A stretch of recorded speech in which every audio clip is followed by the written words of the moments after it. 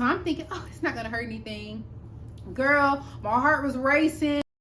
Another woman that can take your spotlight.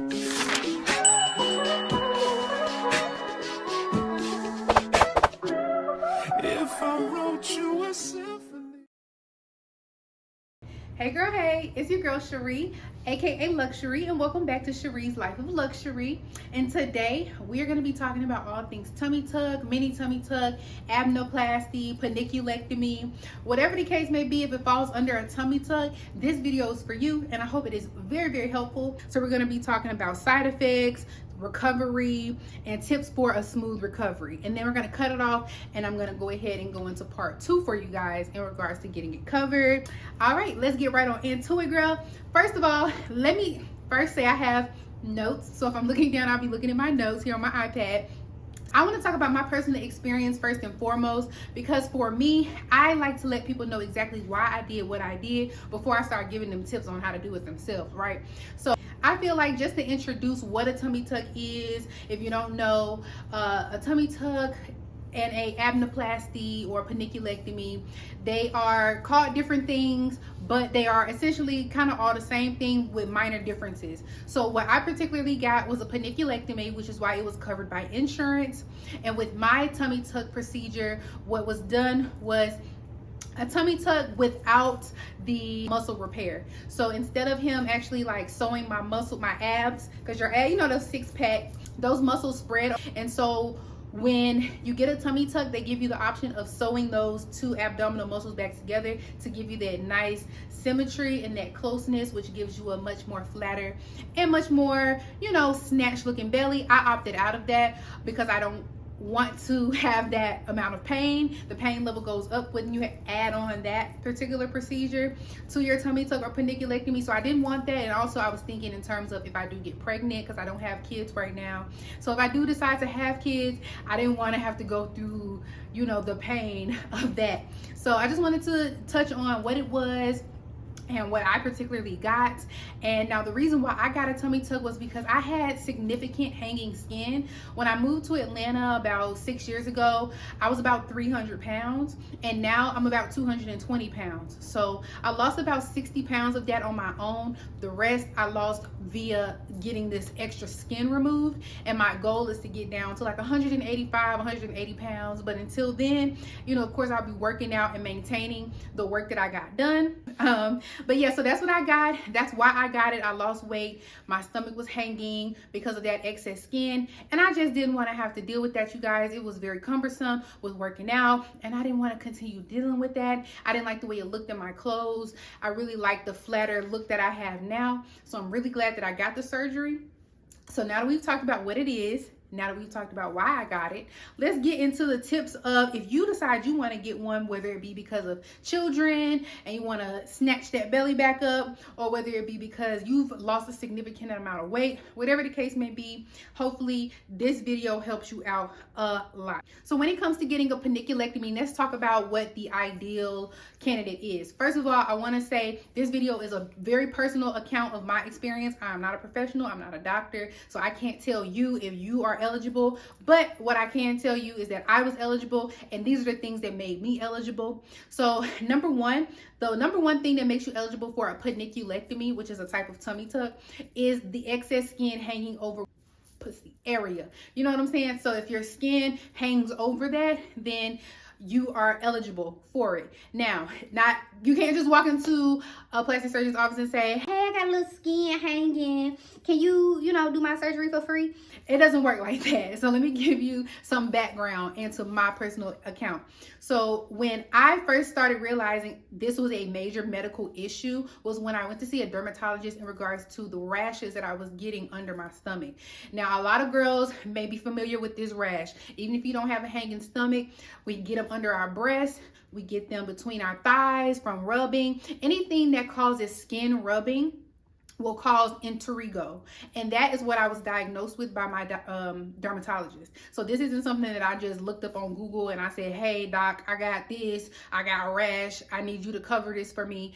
This is something I went to a dermatologist about last year. I talked to them about the rash I was getting under my breast and under my stomach, and she prescribed me a cream. Now at that time I wasn't 100% sure that I was going to be able to get it covered by my insurance. I just wanted to get the issue treated and handled, because guys, it is no fun if you get those rashes under your breast or under your stomach or wherever the case may be. Anywhere that skin lays on skin and rubs, you know exactly what I'm talking about. So I had to get that treated, you guys. And luckily, I spoke to my dermatologist at the time. I told her, hey, I'm considering a breast reduction. If you haven't watched my whole breast reduction series, make sure you go back and watch that, because I got that surgery last year in September. But with the tummy tuck, I went ahead and reached out to my dermatologist once again and told her, like, hey, I'm going to be getting a tummy tuck soon, and I really need to get it covered. So last year, when I got my breast reduction, I was seeing a chiropractor, and that chiropractor is who wrote that letter of medical necessity for me. But this time for my tummy tuck, I went with my dermatologist because she was the only one who I had been seeing for treatment for this issue. So with that, what I did, she actually says that she doesn't write medical necessity notes, which whatever, okay, if you say so. So what she did was she sent over my medical records from where she diagnosed me with that intrigo. If I'm saying it wrong, I'm sorry, I'll have it up on the screen. But she went ahead and, sent over my records showing where she diagnosed me with that. And that is what I submitted to my insurance through my plastic surgeon's office via however they submitted. They also submitted pictures of the fold of skin and that area down there. So keep that in mind. You will be, having pictures taken of that area if you do decide that you want to get this surgery. So yes, guys, I just wanted to make mention of how I led up to getting the surgery. Now, if you are a girly who's ready to just jump head first into getting a tummy tuck and you're like, I just want to get it covered by my insurance, you can try to just get the pictures taken by your plastic surgeon and get it covered. But that's a whole nother video. Like I said, this is just a very brief informative video in regards to how I got it covered. I'll go way more in detail in another video. Now, what I really want to talk about, the importance of choosing a good plastic surgeon. I really want to talk to you guys about the importance of choosing a good plastic surgeon. I went through 3 plastic surgeons before finding the one that I'm with now. The other 2, one of them, he basically said I wouldn't qualify before he even sent in my information, which basically in my language was basically saying I can't do that, or I'm not comfortable with working with your body type, which is fine. I'm not mad at him, but I would rather him tell me up front, like, hey, I'm not comfortable, or hey, I can't do that, or hey, my office isn't equipped with this type of surgery for your body type, which I'm glad he sent me away. The second surgeon didn't show up for surgery, which was for my breast reduction, and I knew whoever I trusted for my plastic surgery for my breast reduction, I wanted to still be able to go with them for my tummy tuck, And I also knew that I wanted them to accept my insurance, be in Atlanta so I wouldn't have to travel, and I wanted him to be a legitimate, certified, good, great plastic surgeon with good bedside manner, right? Not all doctors are great plastic surgeons, and not all doctors have great bedside manner. So I wanted to make sure that I did the work to find a plastic surgeon who was like that. Now, of course, I had to go through the extensive process of finding someone covered by my insurance, and in part 2, I'll tell you exactly how I found someone that was in my network. I didn't go on Google and just Google search plastic surgeons in Atlanta. I actually went through a process. So I'll talk about that in my next video, or you can go back and watch my old breast reduction video to find that out. But I just wanted to stress how important it is to go through the process of finding someone who is good, not just covered, but who is actually good and actually certified and actually going to be able to feel comfortable and make you feel comfortable with working on your body type. Now, moving on. Okay guys, so I want you guys to all be very aware of what comes with the tummy tuck. I want to give you good expectations, as basically from my personal experience. That way you know what to expect. Once again, I don't like to give tips on things until I tell you, my side of it, my reasoning why I did it, because I don't want you to feel like I'm coercing you. I'm just giving you a personal account of what I did. So moving on, we're going to be talking more so about my side effects that I experienced, my recovery timeline, and tips for a smooth recovery. So right now, I'm currently about 5 weeks post-op currently. Right now, I still have a drain in. I just want to start with that. So speaking of drains, when you get your tummy tuck, or when I got my tummy tuck, I had a drain put in on both sides. So the scar that I got, or the cut that they do for the tummy tuck or the paniculectomy, is from hip to hip. So they cut you all the way from hip to hip, and they remove all of the excess skin and fat that's in between that area, between like your abdominal muscles and your pubic area, I guess you would say, and then they sew it all together from hip to hip. You have a scar there. And my doctor did such an amazing job. My surgeon did an amazing job of making that scar right at my bikini line or panty line so that you can't really see it. So I'm so happy about that. And so with that being said, on each end of the scar, there was a drain that was put in. So the left drain wasn't draining that well. So keep in mind that you do have to have good drain care when you are recovering. Even though you're laid up, you're in pain, you know, you're on pain medicine, nausea medicine, whatever the case may be, you still have to make sure that you're consistent with draining those two drains and emptying them, measuring them, because those measurements are very important with how long you'll have those drains in and when you'll have them removed and whatnot. So just keep that in mind. The drains do elongate, I guess you would say, or extend the recovery process, because my first drain came out really soon. It came out at week 1 because of the simple fact that it was draining very little. It was draining under the amount that they wanted it to drain, which is like 20 cc's or 20 mLs per day, right? So that one was draining very little. This right one, it has been draining 80s, 90s, consistently. Okay, so this one has been in for very long. And of course, I don't know if you guys know this, but whenever you get a surgery done and they remove something, your body automatically wants to fill that area or cavity. It wants to fill that space where something was removed with fluid, right? So that's why you have these drains, because that fluid needs to come up out of you. That fluid is not good for your heart. It's not good for the function of your other organs. So it has to come out. So my drain has been in for almost 5 weeks, which I didn't even think was possible. I thought, you know, the longest it's going to be in is like 3 weeks, but girl, no, it has been over a month. It's still in, and it's okay. The hole itself doesn't really hurt that bad. The drain itself being in me doesn't really hurt. It's easy to conceal the drain because it's just one long skinny tube and then one little plastic bulb where the fluid collects, and then I dump that 3 times a day. So I'm able to tuck that in different places so I can still wear regular clothes like this. So just keep that in mind, you guys. The drain being in may be a short period of time, or it might be a long period of time, and it doesn't hurt. Like, that region doesn't hurt very much, but the region where there's a lot of fluid building up, it does feel really tight right there in my lower abdomen area. And the hole where the drain comes out of, it doesn't hurt every day, all day, but sometimes it will hurt if it snags on something or if I lay on it or something like that. You're not supposed to get it wet, so I cover it with tape. And if it does get wet, or if the tape is on there too long, then that would make my drain hole hurt a little bit as well. So just keep that in mind, you guys. Sorry, this light is so bright, I can barely read my iPad. So the next thing is potential side effects. So one thing that I did want to note is make sure that if you do decide to get this surgery, that you really follow the doctor's instructions and the doctor's orders. I know we know it all and we want to listen to Google, who we think knows it all, but you guys, if the doctor tells you to do something, do it, okay? Because I was hard-headed and I drank caffeine on like day 2 or 3, thinking like, oh, I just needed to give me a good detox, because constipation is another side effect, right? So I'm thinking, oh, I just need a little caffeine, that'll do it, because you know, if you know, caffeine gonna do it every time. So I'm thinking, oh, it's not gonna hurt anything.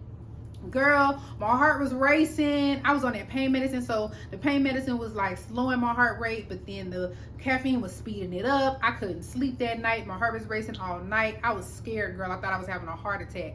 And just think about how much stress you're putting on your body and your organs while recovering, you know.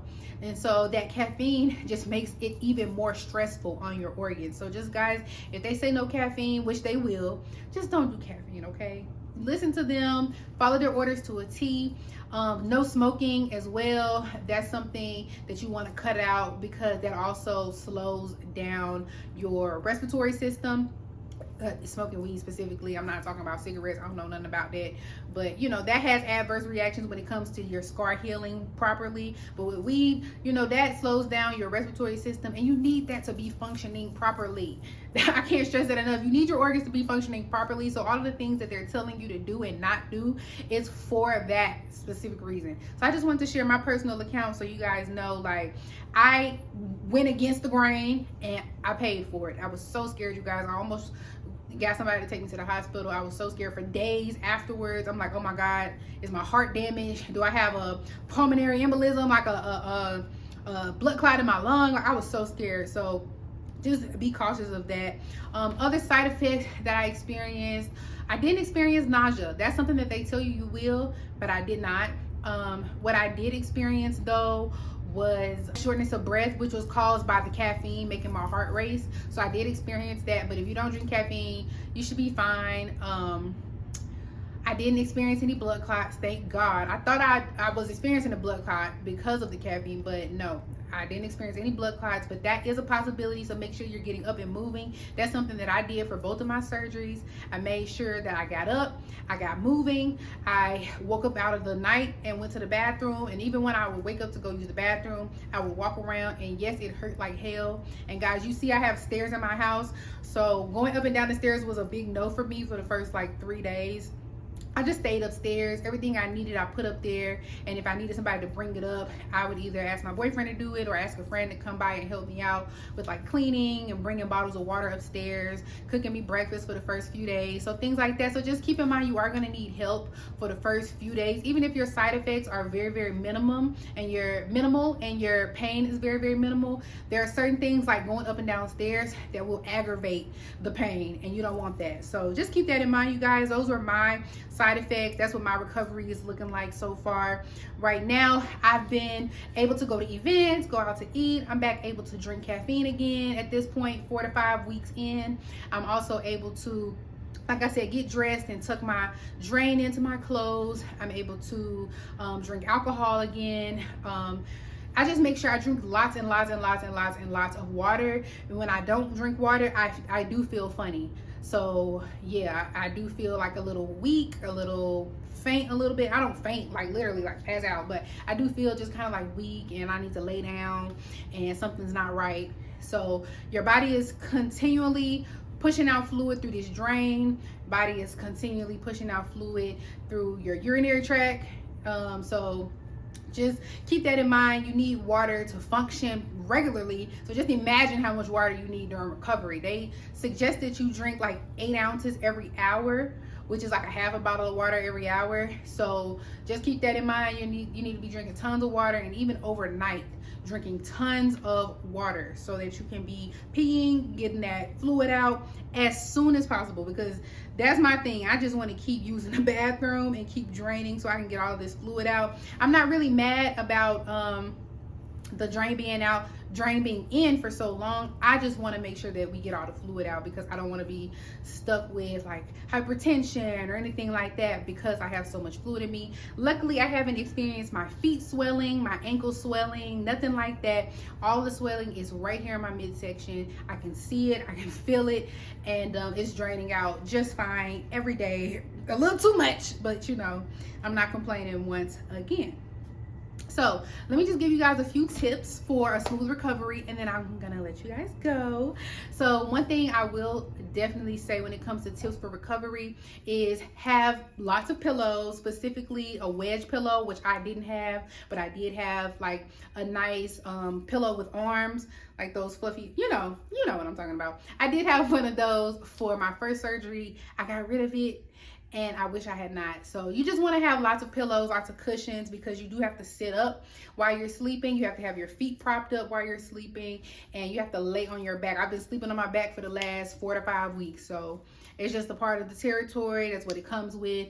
And you need to be able to sit up, because laying flat, even though you want to lay flat because it's the bed, laying flat is very uncomfortable. It like stretches that scar, and so sitting up keeps that scar in that little incision area. It keeps it not so stretched and pulled, and so it's more comfortable. I don't know the science behind it. That's as far as I got with the science behind why you have to sit up a little bit like this, you know what I'm saying, and be propped up, have your feet propped. I know that's because of the fluid and, you know, making sure you don't get blood clots and things like that. So those are my 2 tips. Another thing, stay in the bed as much as possible. Sitting on the couch was very uncomfortable for me. Also, they should give you like a foam type of pillow to put for your seatbelt. I thought it was to put on my stomach for my seatbelt, but girl, no, let me tell you what it was for. You know where you buckle the seatbelt at right there? That's exactly where my drain hits, okay? So I have to put that foam pillow right there so that my drain isn't pushing up against the seatbelt or the door. So those pillows help so much tremendously. So don't toss it, because when you start back driving and wearing your seatbelt and even riding passenger princess, girl, you're gonna need it, okay? So keep that in mind. That kind of falls under the pillow category, right?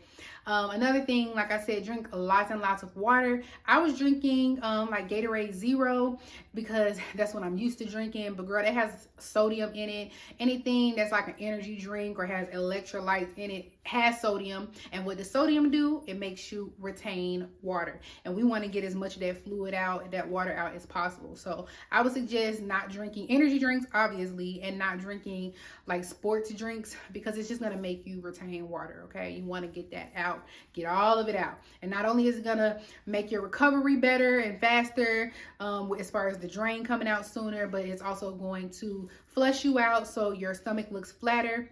You have better looking results, and also so that yeah, you just don't have all of that excess fluid in your body, girl. You don't want that. You want to look good. You want to look snatched as soon as possible. Get it on out of you, okay?